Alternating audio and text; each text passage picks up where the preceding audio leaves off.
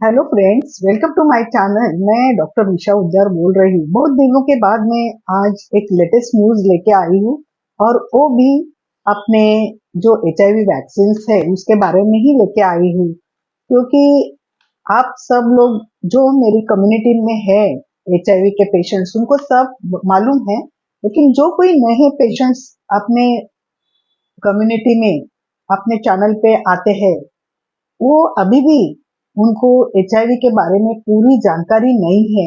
तो सिर्फ आज मैं हमेशा की तरह उनको दो लाइन में बताती हूँ कि एचआईवी क्या है और एड्स क्या है। बाद में हम ये अपने जो न्यूज आए हैं उसके बारे में मैं बताऊंगी। तो जो न्यू फॉलोअर्स ज्वाइन हो गए हैं अपने चैनल को उनके लिए मैं बताती हूँ कि एचआईवी ये ह्यूमन इम्यूनोडेफिशिएंसी वायरस की लागण है और एड्स ये एक्वायर्ड इम्यूनोडेफिशिएंसी सिंड्रोम है। क्योंकि अभी भी जनरल पब्लिक में ये धारणा है कि एचआईवी और एड्स सेम है। अगर एचआईवी जाता है तो उनको ऐसा लगता है कि अभी मेरा सब पूरा जीवन उद्ध्वस्त हो गया है और अभी मुझे सुसाइड के सिवा कुछ भी नहीं दिखता है। तो ऐसा नहीं है भाई।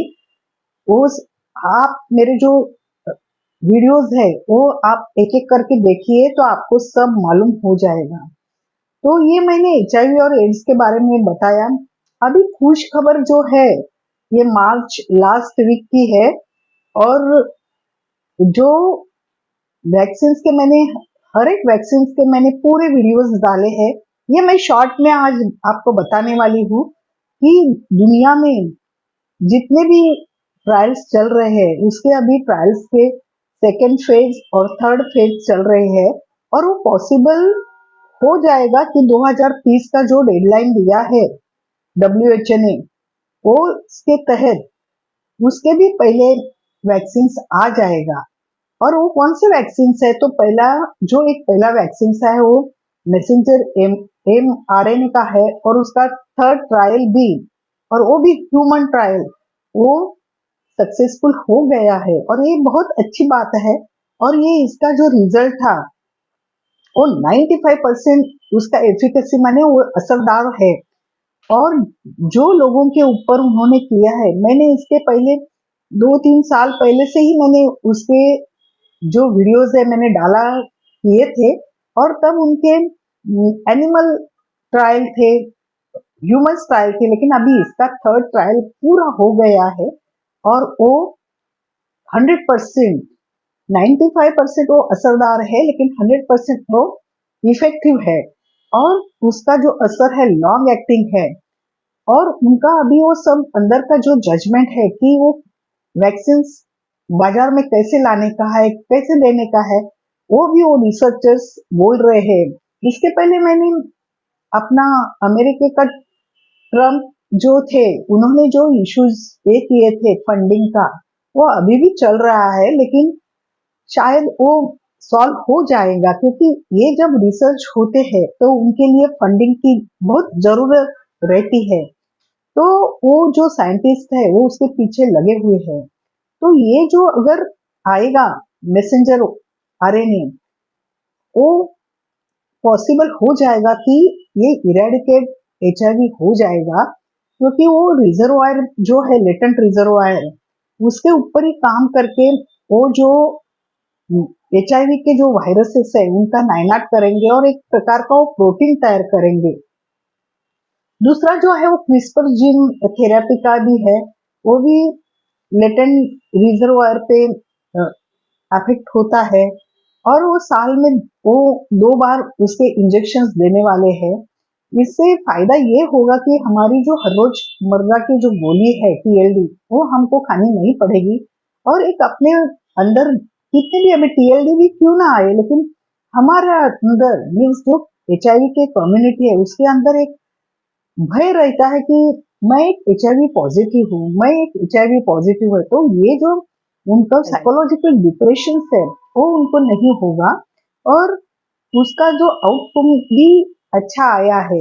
और जो दूसरा जो इंजेक्शन है एक तो मैंने मैसेंजर आरएनए का बोला, दूसरा क्रिस्पर का बोला और तीसरा जो है वो मोजाइक जो बोलते हैं वैक्सीन वो भी आ गया है और उसका सेकेंड ट्रायल सक्सेसफुल हो गया और 75% एफिकेसी है, उसका मिस इफेक्ट है।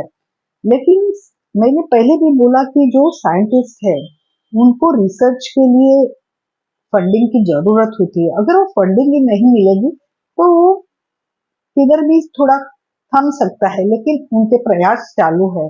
अभी वैक्सीन तो हो गया है लेकिन उसका एक्सेस माने अभी ये वैक्सीन बाजार में कैसे लाने का, उसका अप्रूवल, ये जो प्रोसीजर है उसके पीछे भी वो लगने वाले हैं और वो ग्लोबली माने दुनिया भर में वो कैसे भेजेंगे ये भी वो सोचने वाले हैं। तो फ्रेंड्स, मायूस मत हो जाइए क्योंकि बहुत सारे ट्रायल्स चल रहे हैं। उसमें से ये जो ट्रायल्स है क्रिस्पर, मैसेंजर आरएनए को आपने कोरोना में तो देखा ही होगा कि उसका मैसेंजर आरएनए वैक्सीन आया था, उसका ही ये इसमें उपयोग उन्होंने किया है। तो एक मैसेंजर आरएनए क्रिस्पर और जिन टेक्नोलॉजी जो बोलते हैं वो मोजाइक का, वो भी सक्सेसफुल के लेवल पे आ गया है और उनके आगे की प्रोसीजर चालू है। तो फ्रेंड्स, मैं फिर से एक बार बोलती हूँ कि मायूस होने की जरूरत नहीं है।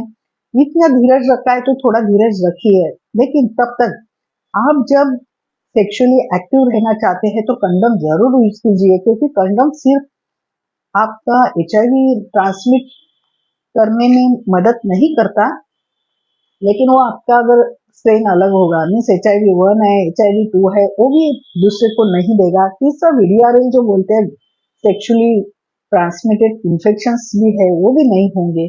तो सतर्क रहिए और इतने दिन आपने जो राह देखी है वो नजदीकी आ रहा है आपको, उसके लिए आप मायूस मत हो जाइए।